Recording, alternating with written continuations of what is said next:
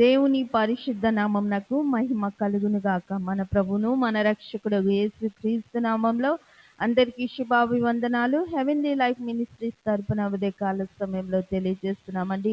పాట పాడుకుంటూ దేవుని గణపరుద్దాం. హల్లెలూయా హల్లెలూయా హల్లెలూయా. పరాక్రమము గల్ల బలాఢ్యుడా,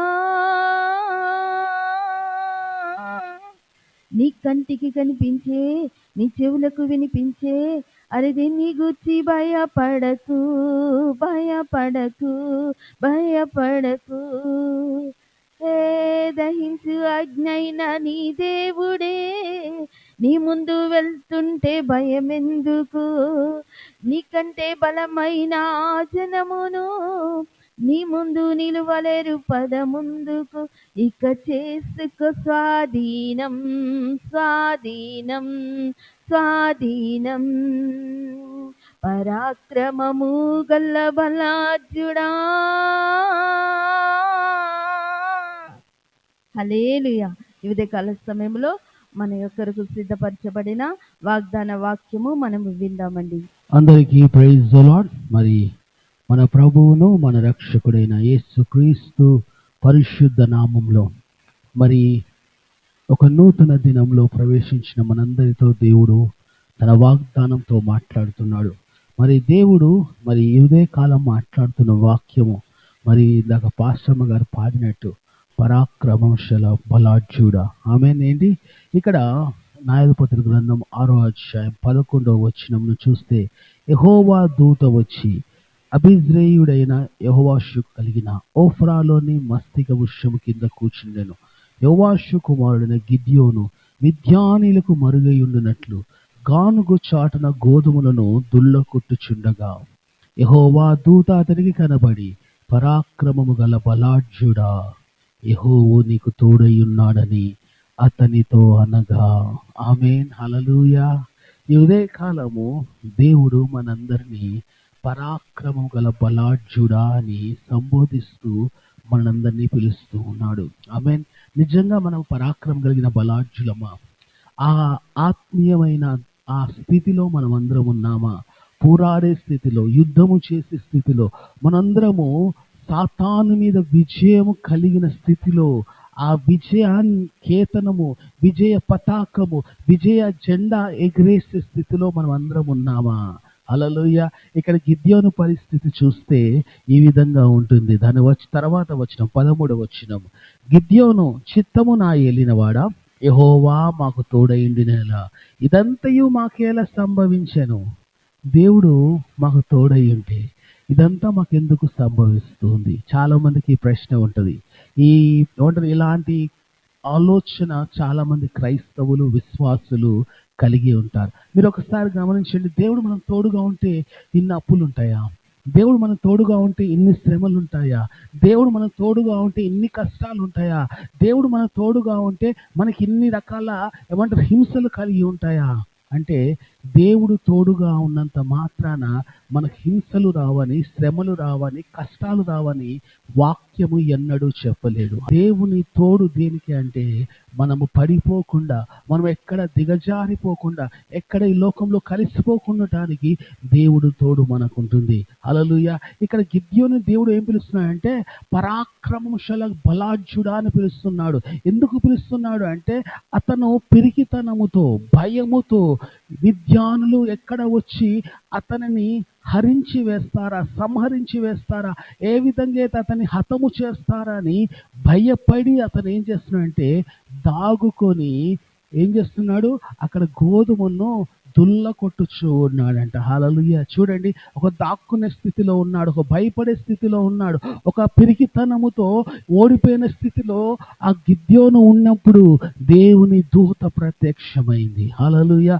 ఒకసారి ఈ వాక్యం మనం చదువుదాం. ఇక్కడ ఏ విధంగా అయితే గిద్యోను ఈ విధంగా ప్రశ్నిస్తున్నాడో, దావీదు కూడా కీర్తన 42:9 కావున నీవేళ నన్ను మరిచి ఉన్నావు. హల్లెలూయా.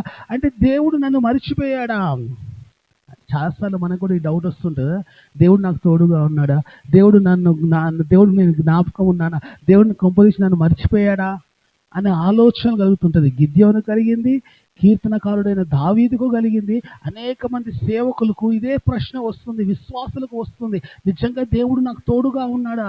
తోడుగా ఉంటే నాకు ఇన్ని శ్రమలు ఎందుకు, ఇన్ని కష్టాలు ఎందుకు, ఇన్ని బాధలు ఎందుకు అంటే, దేవుడు తోడుగా ఉన్నంత మాత్రాన శ్రమలు ఉండవని కాదండి. ఒకసారి ఆలోచించండి, దేవుడు తోడుగా ఉన్నా కానీ చాలా మంది శ్రమ గుండా వెళ్ళారు, కష్టాల గుండా వెళ్ళారు. అయినా కానీ దేవుడు వారి కష్టాల్లో నుంచి, శ్రమల్లో నుంచి దేవుడు వారిని విడిపించాడు.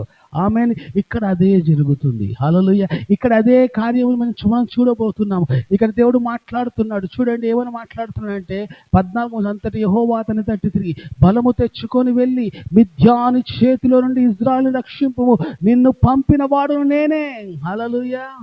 చూడండి, భయస్థుడితో, పిరిగివాడితో, ఏమంటారు, దాక్కున్న వాడితో ఏమనంటే, చూడండి ఏమన్నాడు, ఇజ్రాయెల్ని విడిపించటానికి నేను నిన్ను పంపుచున్నాను. హల్లెలూయా. అతను కాపాడుకోవటానికే, అతను రక్షించుకోవటానికే అతని దగ్గర సామర్థ్యము లేదు, బలము లేదు.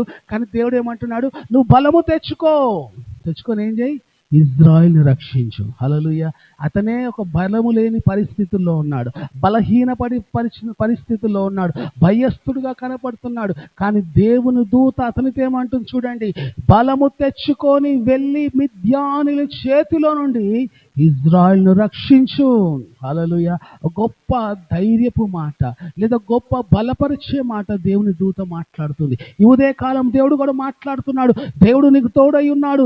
ఈ లోకంలో నశించిపోతున్న వారిని, ఈ లోకంలో నాశనం అయిపోతున్న వారిని, సాతాను చేతిలో చిక్కుకున్న వారిని, సాతాను బంధకాల్లో, కబంధ హస్తకాల్లో ఉన్న వారిని అందరిని ఏం చేయి, వెళ్ళి విడిపించు, వెళ్ళి రక్షించు. ఆమేన్. హల్లెలూయా. దేవుడు నీకు తోడై ఉన్నాడు అనే మాట మాట్లాడుతున్నాడు. మీరు గమనించండి, ఇక్కడ ఒక గొప్ప వాక్యం సెలవిస్తున్నాడు, గొప్ప మాట మాట్లాడుతూ ఉన్నాడు దేవుడు. నిన్ను పంపిన వాడును నేనే. అరే ఎంత గొప్ప మాట చూడండి, నిన్ను పంపిన వాడు నేనే. మనం అనుకోవచ్చు, దేవుడు నన్ను పంపించాడంటే, ఎస్, దేవుడే పంపించాడు మనల్ని. ఈ లోకంలో నశించిపోతున్న వారిని రక్షించడానికి పంపించాడు, నాశనం అయిపోతున్న వారిని విడిపించడానికి పంపించాడు, నరకంలో వెళ్తున్న వారిని తప్పించడానికి పంపించాడు. మనం ఎప్పుడైతే బంధకాల్లో ఉన్న వారిని ఆ బంధకాల్లోంచి విడిపించడానికి దేవుడు మనల్ని పంపించినాడు. చీకటిలో ఉన్న వారిని వెలుగులోకి తీసుకురావడానికి పంపించాడు. ఎవరైతే ఆ రెండో మరణానికి వెళ్ళిపోతున్నారో వారిని నిత్య జీవం వైపు తీసుకురావడానికి దేవుడు మనల్ని పంపించి ఉన్నాడు. దేవుడు నిన్ను నన్ను ఈ లోకంలో నశించిపోతున్న ఆత్మలు రక్షించడానికి దేవుడు నిన్ను నన్ను పంపించినాడు. దేవుడు మనకు తోడై ఉన్నాడు. ఈ ఉదయ కాలము మనం ఇట్లాంటి మాటలు మాట్లాడకూడదు. నాకు తోడై ఉన్నాడా దేవుడు అనే ప్రశ్న వేయకూడదు. దేవుడు నన్ను జ్ఞాపకం ఉన్నానా అనే ప్రశ్న వేయకూడదు. దేవుడు నన్ను మర్చిపోయాడు అనే మాట మనం అనకూడదు. ఎందుకంటే దేవుడు నిన్ను నన్ను ఎన్నుకొని ఉన్నాడు, నిన్ను నన్ను ఏర్పాటు చేసుకుని ఉన్నాడు. నీవు నేను గిద్యోను వలె భయపడాల్సిన అవసరం లేదు. దేవుడు ఏమంటున్నాడు, గిద్యోనుతో బలము తెచ్చుకో అన్నట్టు దేవుడు నీతో నాతో అంటున్నాడు, పరిశుద్ధాత్మ నీ మీదకి వచ్చిన నువ్వు శక్తి నందుతావు, నీవు భూలోకం అంతా భూదిగంతముల వరకు మీరు నాకు సాక్షులై ఉందురు అన్నాడు. హల్లెలూయా. మనం భయపడాల్సిన అవసరం లేదు. పరిశుద్ధాత్మ దేవుడు మనకు తోడుగా ఉన్నాడు. ఆయన అభిషేకం మన మీద ఉంది, ఆయన శక్తి మన మీద ఉంది, ఆయన ప్రభావం మన ఆవరించి ఉంది, ఆయన సమస్తమును మనకు అనుగ్రహించి ఉన్నాడు. ఈ ఉదయ కాలము ధైర్యము తెచ్చుకొని నిలబడు. నశించిపోతున్న వారిని రక్షించుటకు లేచి నువ్వు ముందుకు సాగు. ఎందుకంటే దేవుడు నిన్ను పిలుస్తున్నాడు, పరాక్రమం గల బలాఢ్యుడా అని. హల్లెలూయా. బలాఢ్యులు ఏం చేస్తారు తెలుసా? చెప్పండి.